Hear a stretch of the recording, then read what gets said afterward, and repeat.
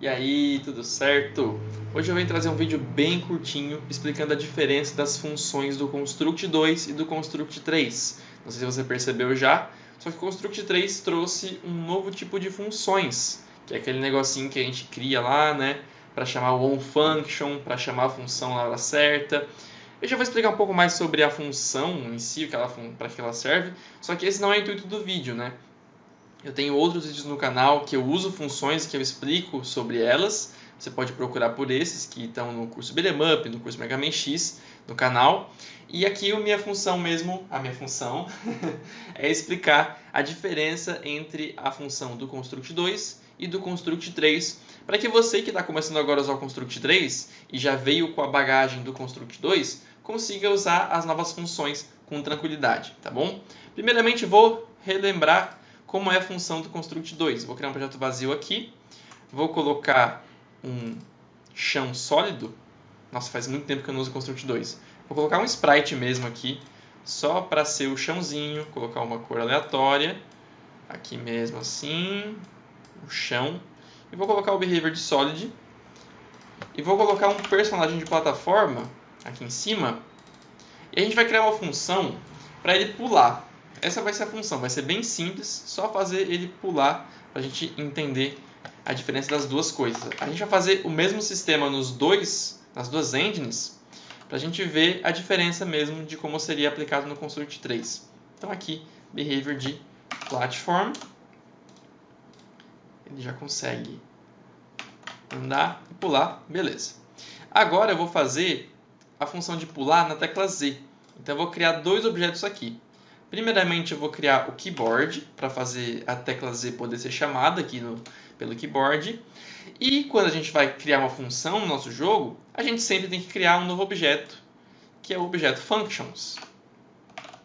A gente tem que criar o objeto function, que a partir de agora a gente vai conseguir usar funções. Se a gente não criar esse objeto aqui no projeto, a gente não consegue usar funções.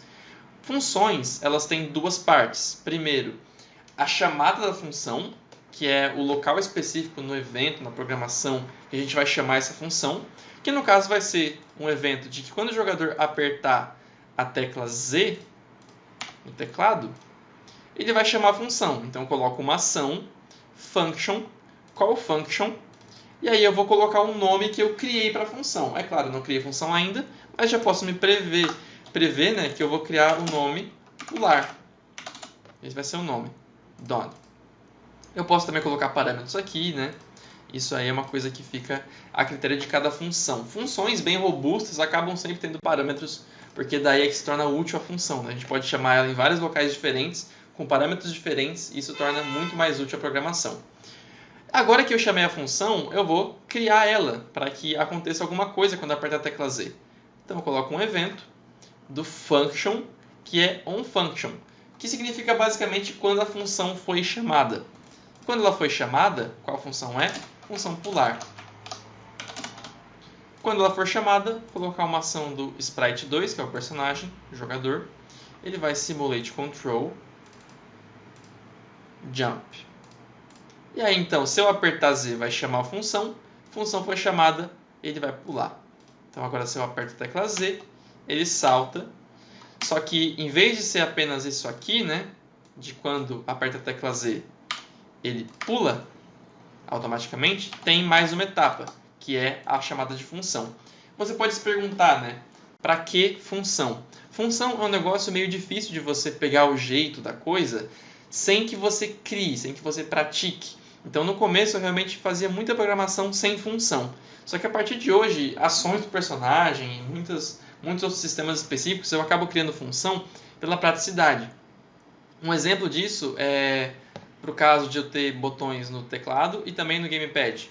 Então tem um novo objeto que é o gamepad. Aí eu posso ter, quando você apertar o A no gamepad, quando apertar o A, chama o pular. Então agora eu tenho a mesma ação para o teclado e para o gamepad. Ele vai chamar a mesma função. Mas aí você pensa, Marcos, é só uma ação. Então por que não colocar assim, ó? É muito simples, é uma ação, a mesma coisa que ter a chamada de função. Na verdade, você está atrapalhando o código, você não está economizando eventos, porque se eu fizer assim direto, eu posso deletar esse evento. Então, eu tenho menos eventos na programação. Mas essa função aqui é super simplificada, né? Você pode pensar, é porque é uma ação de pular. Só que nem sempre uma ação de pular tem só esse evento aqui.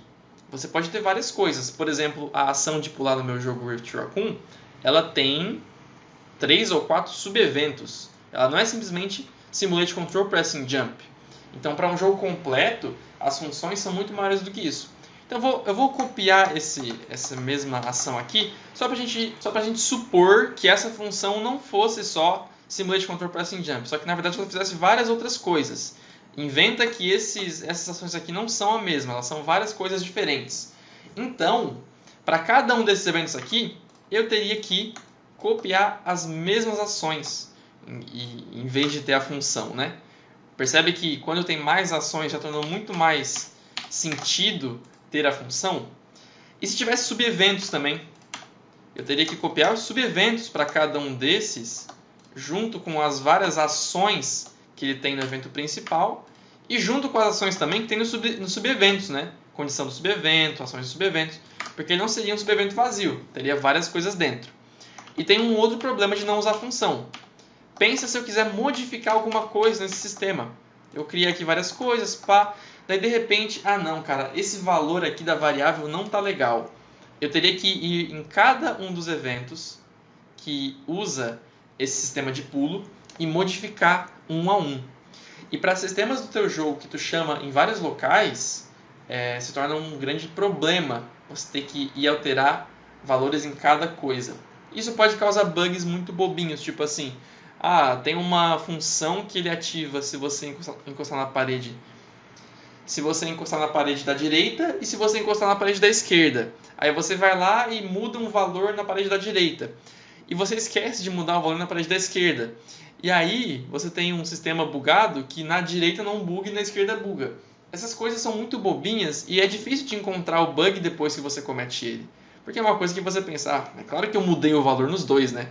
Só que se você tem a função para chamar e você modifica o valor na função e já modifica automaticamente em todo canto, fica muito mais fácil. Já estou me estendendo aqui, porque o foco desse vídeo não é explicar o uso da função, é para explicar para você a diferença da função no Construct 2 e no Construct 3. Beleza? É assim que você vai fazer a função no Construct 2. Perceba que primeiro eu criei o gatilho e que chama a função pelo call, e depois eu criei o onFunction, mas é claro que pode ser fora de ordem. Eu posso primeiro criar essa função aqui, né? Venho aqui, crio function, onFunction pular e crio a ação que vai acontecer, e aí depois eu vou lá e crio o gatilho e coloco o gatilho para chamar a função. A ordem não importa nesse caso aqui do Construct 2. Vamos então agora para o Construct 3. Vou fazer a mesma coisa, eu vou criar um novo arquivo aqui, um novo vazio. Vou colocar também aqui um chãozinho de sprite mesmo, para ser bem rapidinho. Eu vou cortar o vídeo para quando tiver tudo criado. E pronto, aqui está o meu boneco que consegue pular com os movimentos básicos. Só que agora o nosso objetivo é criar o pular na tecla Z com função. Então agora eu vou adicionar o objeto do keyboard e eu vou também adicionar o objeto da função. Vamos ver. Fun. Ué, sumiu a função. A função ela não é mais um objeto do projeto no Construct 3.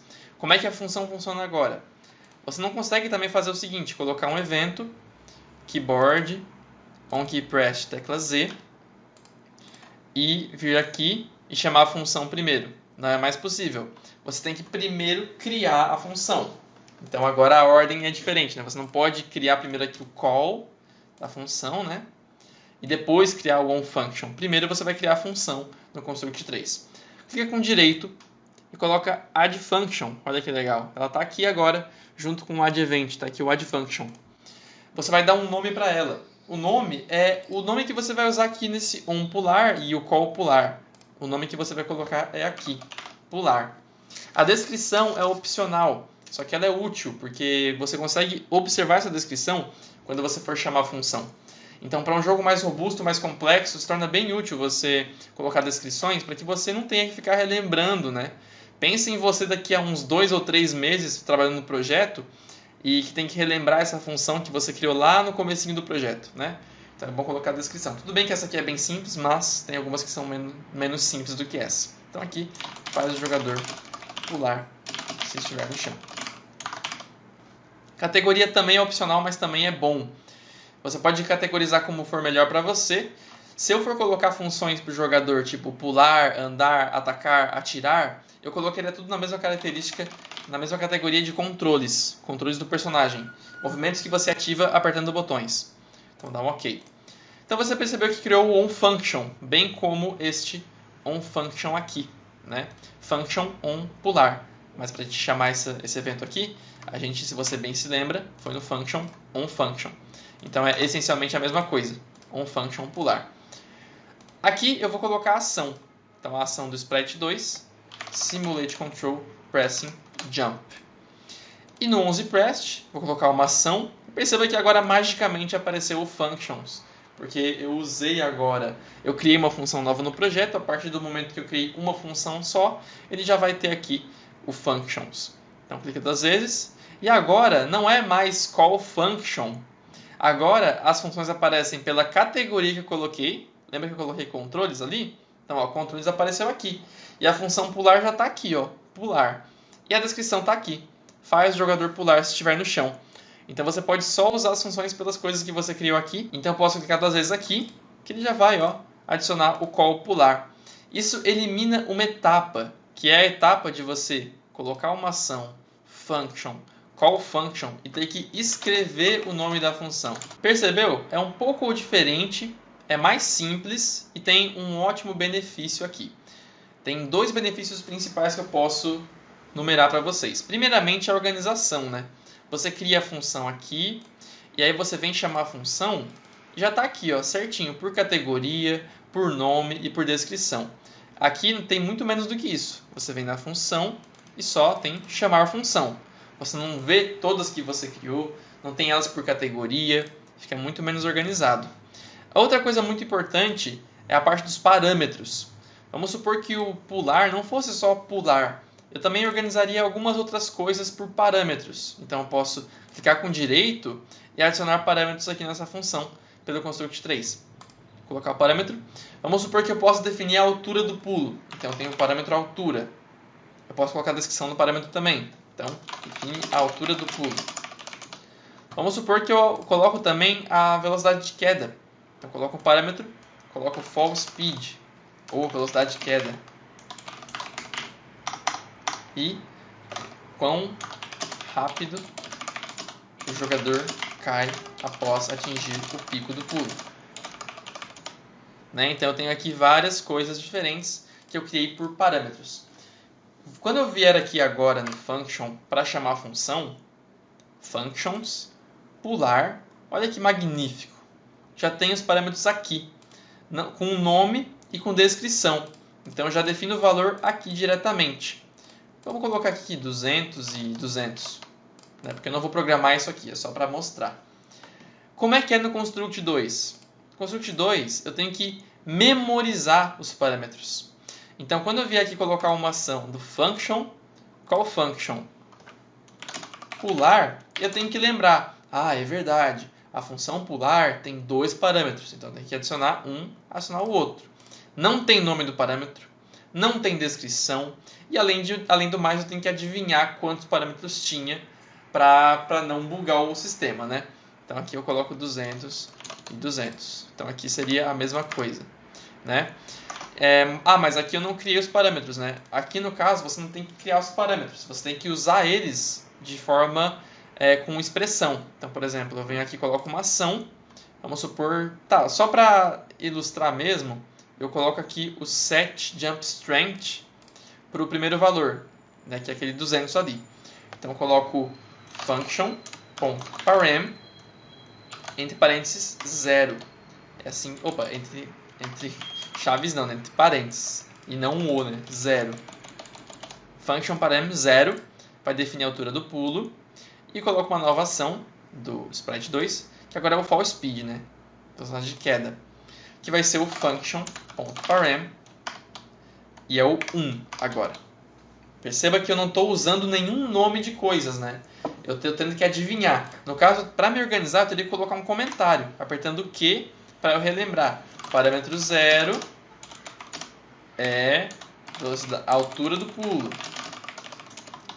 Parâmetro 1 é velocidade de queda. Eu teria que me organizar assim, né? No Construct 3, como é que está agora? Eu já criei as duas funções, eu já sei o que elas são, porque eu coloquei na descrição, e já chamei aqui pela função, que já colocou para mim quantos parâmetros tem. Eu não tenho que adivinhar nada, não tenho que relembrar nada, né? Como é que eu vou usar esses parâmetros? Coloco uma ação, sprite2, jump strength. Qual vai ser o jump strength? Eu quero usar o valor do primeiro parâmetro. Eu vou ter que colocar functions.parm. Não tem como fazer isso. Não é possível.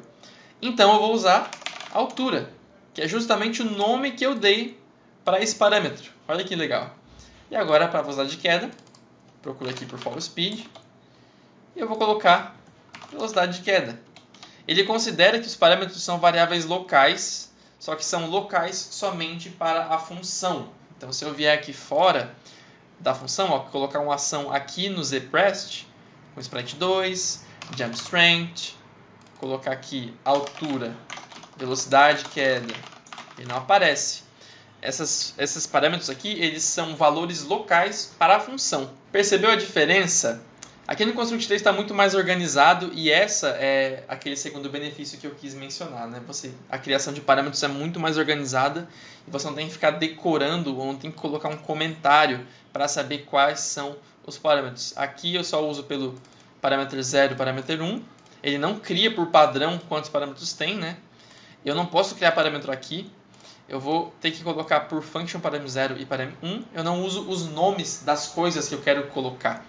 Aqui eu dou nomes para elas. Aqui, quando eu vou chamar a função, ele já coloca para mim quais são e ainda com descrição, porque eu escrevi a descrição, claro, né? E aqui eu já posso colocar pelo nome dela, altura, velocidade de queda. Eu não tenho que colocar function.parâmetro 0, que é um valor que pode ser qualquer coisa dependendo da função. Para uma função é um valor, para outra função é outro. Aqui eu coloco justamente o nome da coisa que foi modificada de verdade. Muito legal, né? No Construct 3 ele está muito melhor, na minha opinião. Essa função nova está muito boa. Realmente só questão de aprender a usar. E agora você já aprendeu, vai lá e começa a usar. Se você gostou do vídeo, deixa um comentário aí sobre como o vídeo foi útil para você. Se quiser dar uma sugestão de algum vídeo para eu fazer, pode sugerir aí embaixo também.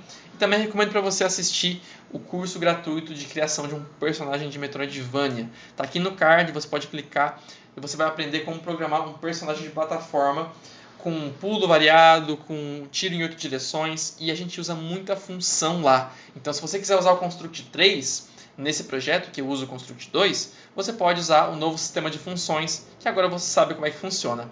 Vejo você então nos próximos vídeos e até mais!